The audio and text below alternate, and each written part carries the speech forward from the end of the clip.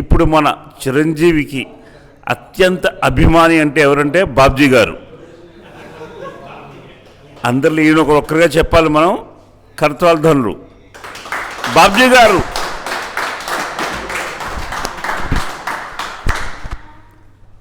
అందరికీ నమస్కారం అండి. మెగా ఫ్యామిలీని అభిమానించే ప్రతి ఒక్కరికి నా హృదయపూర్వక నమస్కారాలండి. ఈరోజు బెహ్రాన్ దేశంలో రాయుడు గారి ఆధ్వర్యంలో చిరంజీవి గారి బర్త్డే వేడుకలు జరుపుకుంటున్నామండి. ఈరోజు ఎంతో మనకి శుభప్రదమైన రోజు అండి. సంవత్సరానికి ఒకసారి వచ్చే పండుగల్లో ఇది ఒక ముఖ్యమైన పండుగ అండి. మెగాస్టార్ చిరంజీవి గారు many very very happy returns of the day అండి. మే గాడ్ బ్లెస్ యూ అండి. మీరు చేసిన పనులకి, సేవలకి, మీ యాక్టింగ్కి నేను పెద్ద ఫ్యాన్ అండి. ఎంత పెద్ద ఫ్యాన్ అంటే అండి, నా గొప్పని తెలిసినప్పటి నుంచి కూడా మీ సినిమాలు చూస్తూ పెరిగానండి.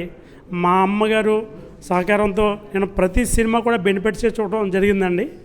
ముఖ్యంగా అతి ముఖ్యంగా చెప్పుకోవాలంటే నేను 10th క్లాస్లో ఫస్ట్ పేపర్ అండి 1986 సంవత్సరంలో సంటెబ్బాయి సినిమా అండి బెనిఫిట్ పోయి చూసి నేను లేట్గా వెళ్ళడం వల్ల నా తెలుగు సబ్జెక్ట్ ఒకటి పోయిందండి. అయినా సరే నాకు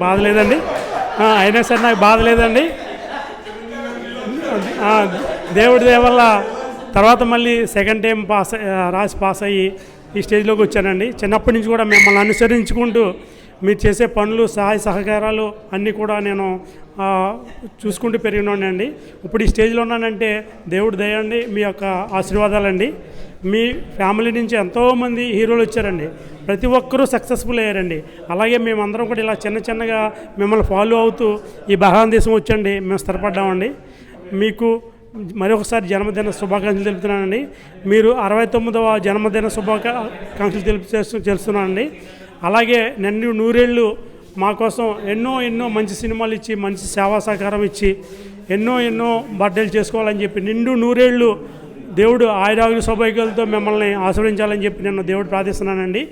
ఈ బెహ్రాన్ దేశంలో మేమందరం కూడా కూడండి ఎంతో అమోఘంగా, ఎంతో అద్భుతంగా మీ జన్మదిన వేడుకలు జరుపుకున్నామండి. రాయుడు గారి సంస్థలో ఈ యొక్క కార్యక్రమాన్ని జరుగుతుందండి. మిమ్మల్ని, మీ కుటుంబాన్ని దేవుడు దీవించును గాక. May God bless you all. జై చిరంజీవా, జై చిరంజీవా, జై చిరంజీవా. మా God bless you sir. Thank you sir. Babji గారు